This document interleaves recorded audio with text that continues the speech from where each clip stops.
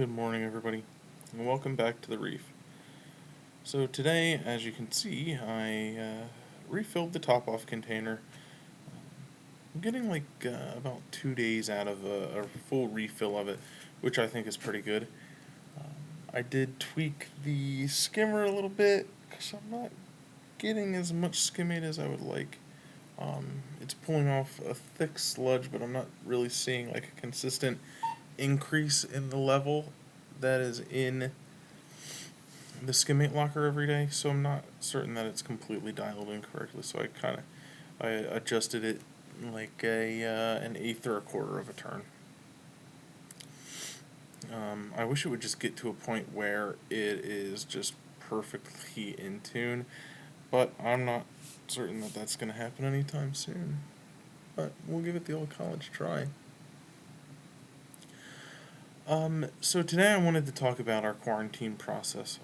It is a very in-depth process.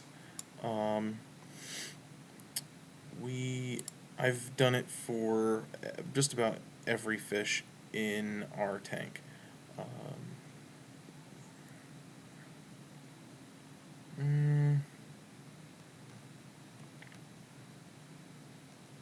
Except Scar. Um, Scar was not. Well, actually, Scar didn't. Neither did Todd. Whoever I got from, TSM did not get the our quarantine procedure. Just because we know who they're from, we know everything about them, and we know that they do a very thorough quarantine process. So here's just to take a look at how they're doing. I did feed them, so you'll get to see them eat. They're all eating very well, which is very important. So that's one of the major things when in quarantine is you want to make sure that you can keep their stress down so that they continue to eat. Because if they have any kind of an illness, if they don't eat, just like us, they can't fight off whatever they have. So there's Gus coming out and getting some. Zoom in a little bit. Then you can see the chromis are kind of there as well, picking some of the mysis shrimp.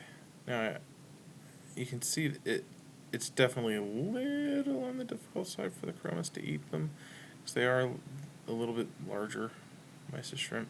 Then here comes the firefish goby, comes out, takes a couple pieces, and then they just continue to eat. So this is called the hybrid tank transfer method. So just basic tank transfer is where you just move the fish in the stage of the life cycle of ick. That's basically all you can treat with that. You're just moving it every 3 days so that when they drop off, they don't have the chance to reinfect, and anything that has dropped off doesn't have the chance to go back into trophont phase and reinfect the fish again.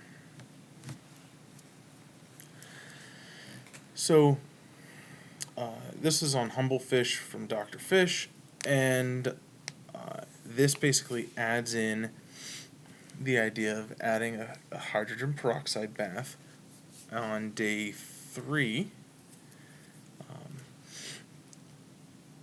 And it's very easy. You have to go in and find how much you're going to dose for the hydrogen peroxide.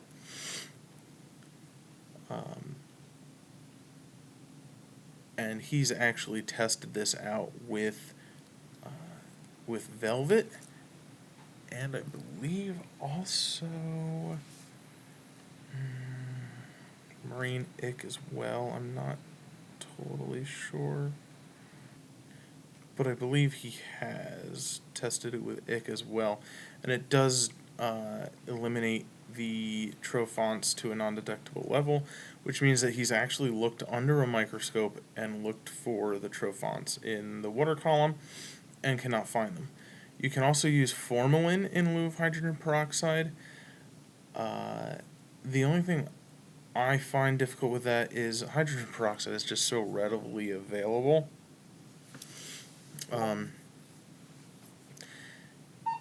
That I just use that just because.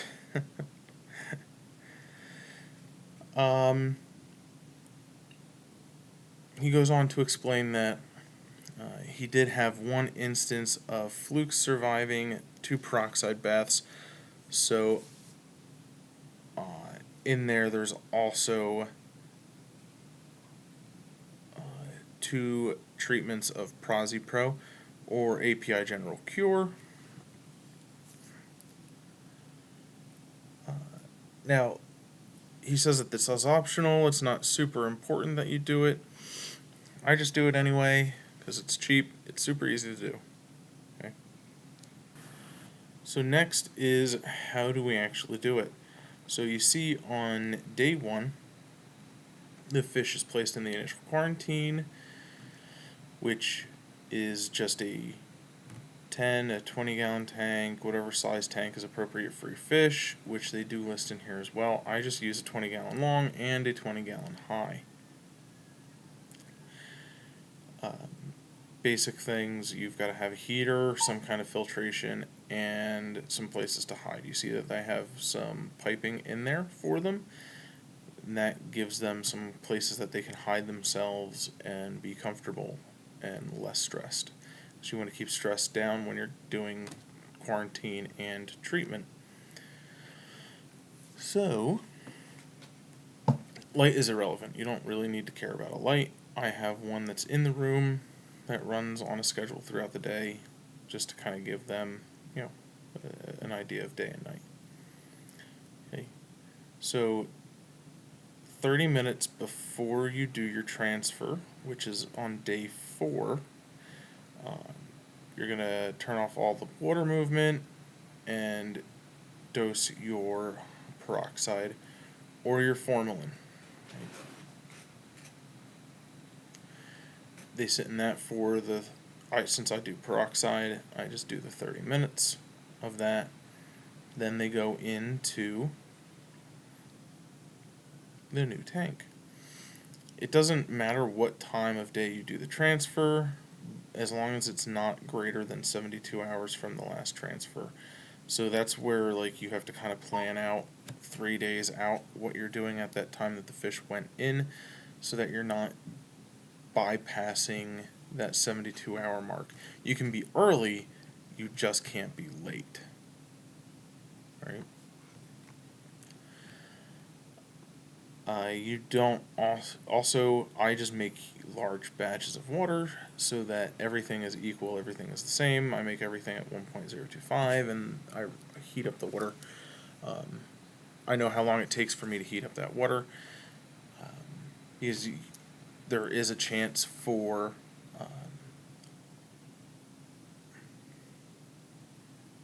droplets to transfer from tank to tank, especially if they're as close as they are in my area back there in the fish room, which is why the one tank is always dry, and then literally just before I need to use it and fill it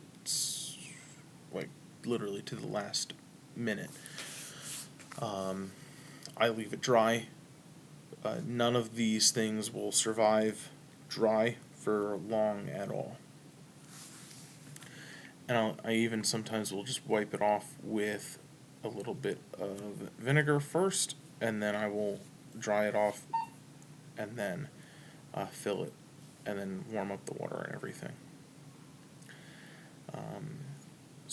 So day 4 is your switchover day. Okay, 72 hours prior to that. So on day 6,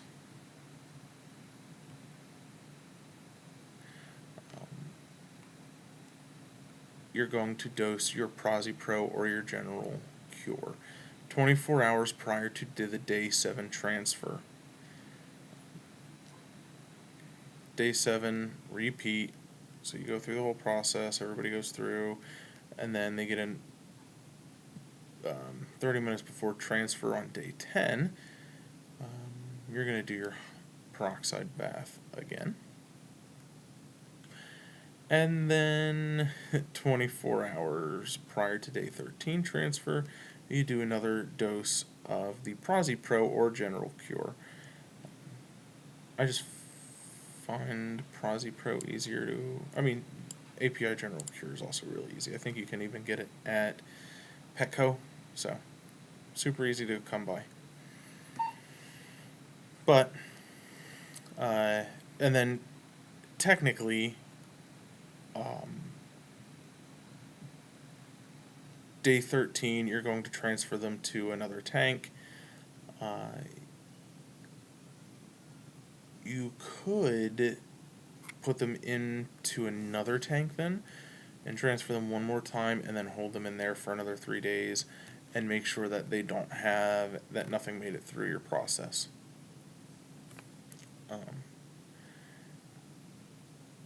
And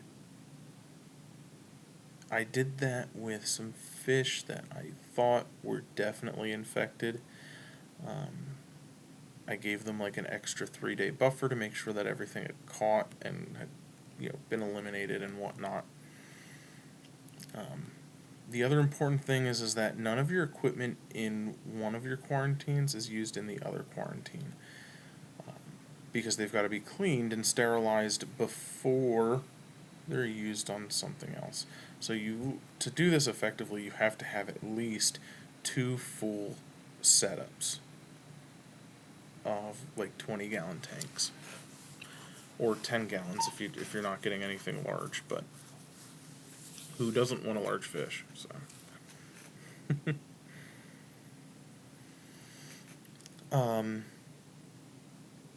So that's it, really. That's about the gist of it. I've done it, like I said, on a ton of fish so far and have had great